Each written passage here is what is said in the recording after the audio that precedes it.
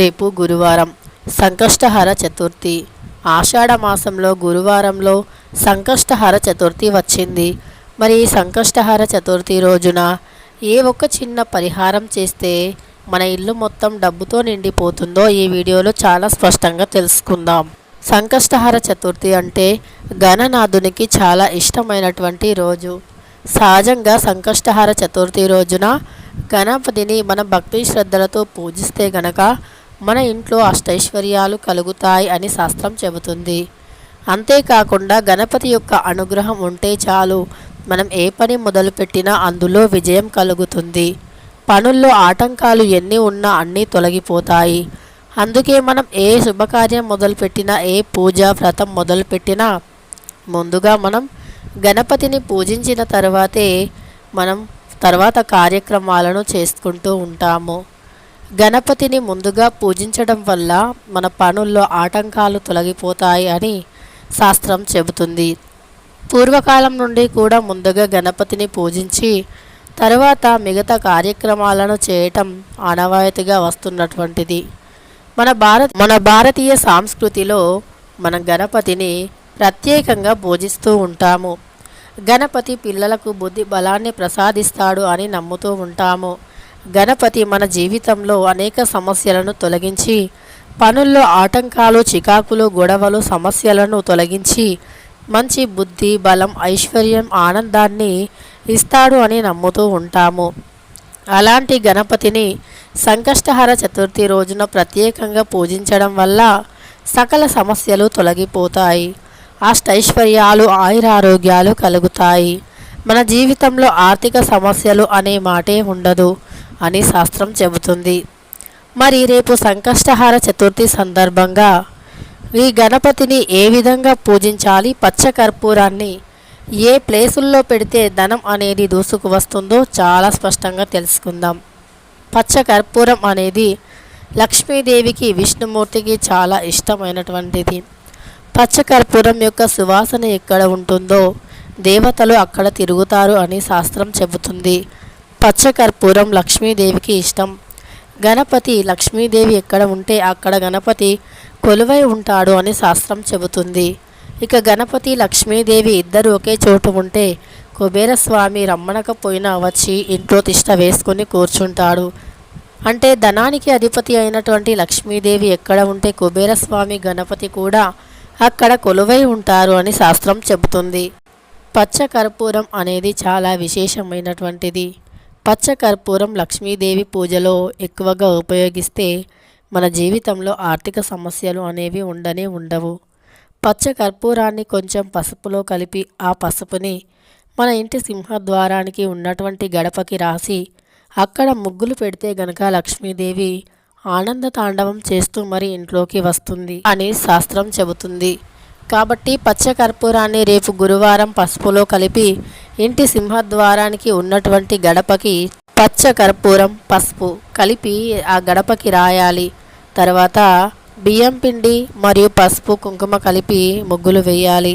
అంటే బియ్యం పిండితో ముగ్గులు వేసి పసుపు, కుంకుమని ముగ్గు మధ్యలో పెట్టాలి. ఇలా చేసి గడప దగ్గర కొన్ని అక్షంతలు, కొన్ని పూలను ఉంచాలి. అలా ఉంచడం వల్ల లక్ష్మీదేవి ఇంట్లోకి ఖచ్చితంగా అడుగు పెడుతుంది. గురువారం రోజున విష్ణుమూర్తిని కూడా పూజిస్తూ ఉంటారు చాలామంది. గురువారం విష్ణుమూర్తికి చాలా ఇష్టమైనటువంటి రోజు. పచ్చకర్పూరం అంటే కూడా విష్ణుమూర్తికి చాలా ఇష్టం. పచ్చకర్పూరం విష్ణుమూర్తికి, లక్ష్మీదేవికి, వెంకటేశ్వర స్వామి వారికి ఎంతో ఇష్టమైనటువంటిది. రేపు సంకష్టహర చతుర్థి గురువారంతో కలిసి వచ్చింది కాబట్టి పచ్చకర్పూరాన్ని ఈ 4 ప్రదేశాలలో పెట్టి చూడండి. ధనం దూసుకు వస్తుంది. మీ ఇంటి నిండా ధనంతో నిండిపోతుంది. డబ్బు కట్టలు కట్టలుగా మీ ఇంట్లోకి వచ్చి చేరుతుంది. ఇంట్లో ఉన్నటువంటి గొడవలు, సమస్యలు, చికాకులు దూరమైపోతాయి. ఇంట్లో నెగిటివ్ ఎనర్జీ, ప్రతికూల శక్తులు ఎక్కువగా ఉంటే గనక పచ్చకర్పూరాన్ని ఇప్పుడు నేను చెప్పిన ప్రదేశాలలో ఉంచి చూడండి. ఇంట్లో మీకన్నీ అనుకూలంగా, సానుకూలంగా మారుతాయి. ధనానికి లోటు ఉండదు, అప్పుల సమస్యలు ఉండవు, ఆర్థిక బాధలు ఉండవు, అనారోగ్య సమస్యలు ఉండవు, భార్యాభర్తల మధ్య సఖ్యత నెలకొంటుంది. డబ్బుకు మాత్రం ఇక లేదు, డబ్బు లేదు అనే లోటే ఉండదు. ఎల్లప్పుడూ డబ్బు మన చేతి నిండా ఉంటూనే ఉంటుంది. డబ్బుకు లేదు లోటు అని మీరే అంటారు. ఈ పరిహారం చేసిన తరువాత మీకు ఖచ్చితంగా మంచి పాజిటివ్ సింటమ్స్ అనేవి రావడం జరుగుతుంది. లక్ష్మీదేవి, కుబేరస్వామి, అదేవిధంగా విష్ణుమూర్తి, గణపతి వీరి యొక్క అనుగ్రహంతో మీరు, మీ పిల్లలు, మీ కుటుంబం ఎప్పుడూ కూడా ఆయురారోగ్యాలు, అష్టైశ్వర్యాలతో ఆనందంగా ఉండగలుగుతారు. మరి పచ్చ కర్పూరం ఏ 4 ప్రదేశాల్లో ఉంచాలో తెలుసుకోబోయే ముందు మన ఛానల్ని కొత్తగా చూస్తున్నవారు సబ్స్క్రైబ్ చేసుకొని పక్కనే ఉన్న బెల్ ఐకాన్ని నొక్కి ఆల్ ట్యాబ్ అని నొక్కి వీడియోని చివరి వరకు చూసి నచ్చితే లైక్ చేయండి. పచ్చ కర్పూరాన్ని తీసి ఒక ఎర్రటి గుడ్డలో కట్టండి. అంటే ఒక ఎర్రటి శుభ్రమైనటువంటి వస్త్రంలో ఉంచి అందులో చిటికెడు పసుపు, చిటికెడు కుంకుమను ఉంచి చిన్న మూటలాగా కట్టండి. అలా 4 మూటలను తయారు చేయండి.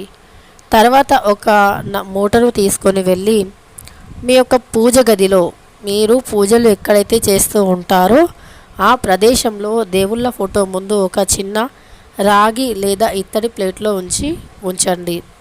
అంటే పచ్చ కర్పూరం యొక్క మూటను మీ పూజ గదిలో ఉంచండి. ఇంకొక మూటను మీ వంట గదిలో ఉంచండి. ఈశాన్యం దిక్కున వంట గదిలో ఉంచండి.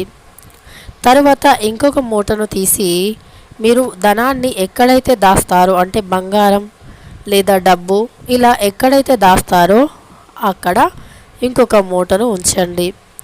తరువాత ఒకటి నైరుతి దిశన ఇంకొకటి ఉంచండి. అంటే మీరు బీరువాలో కావచ్చు, లేదా ఏదైనా డబ్బు, లేదా మనం సహజంగా బీరువాలో నగలను దాస్తూ ఉంటాము. కానీ ఆడవారు డబ్బుని ఎక్కడ పడితే అక్కడే దాస్తూ ఉంటారు. అంటే పోపు డబ్బాలలో ఇలా డబ్బుని దాస్తూ ఉంటారు. అలా డబ్బుని దాచే ప్రదేశంలో ఉంచండి. ఇలా 4 మూటలను 4 చోట్ల ఉంచండి. అలా ఉంచడం వల్ల లక్ష్మీదేవి మరియు గణపతి, కుబేరస్వామి, విష్ణుమూర్తి యొక్క అనుగ్రహంతో మీ ఇల్లు ధనంతో నిండిపోతుంది. అంటే ఇక మీకు ఎప్పుడు కూడా గొడవలు, సమస్యలు, చికాకులు అనేవి రావు. అందరికీ గొడవలు, సమస్యలు డబ్బుతో మాత్రమే వస్తుంటాయి. ఈ ప్రపంచంలో ముఖ్యమైనటువంటి కారణం డబ్బు. డబ్బు ఒకటి లేకపోతే రకరకాల సమస్యలు పట్టి పీడిస్తూ వెంటాడుతూ ఉంటాయి. రేపు సంకష్టహర చతుర్థి, గురువారం, ఆషాఢమాసం కాబట్టి ఈ కర్పూరంతో ఈ చిన్న పరిహారాన్ని పాటించండి. మళ్ళీ ఆ కర్పూరాన్ని తీసి మళ్ళీ సంకష్టహర చతుర్థి రోజున మళ్ళీ కొత్త ఒక ఎరుపు రంగు వస్త్రాన్ని తీసుకొని ఇదే విధంగా మళ్ళీ పరిహారం చేసి మళ్ళీ అలాగే చేయండి. అలా పదే పదే ప్రతి సంకష్టహర చతుర్థికి మార్చడం వల్ల మీ ఇంట్లోకి డబ్బు కుప్పలు కుప్పలుగా దూసుకు వస్తుంది. వద్దన్న డబ్బు వస్తూనే ఉంటుంది. ఇక వీడియో నచ్చితే లైక్ చేయడం మాత్రం అస్సలు మర్చిపోవద్దు.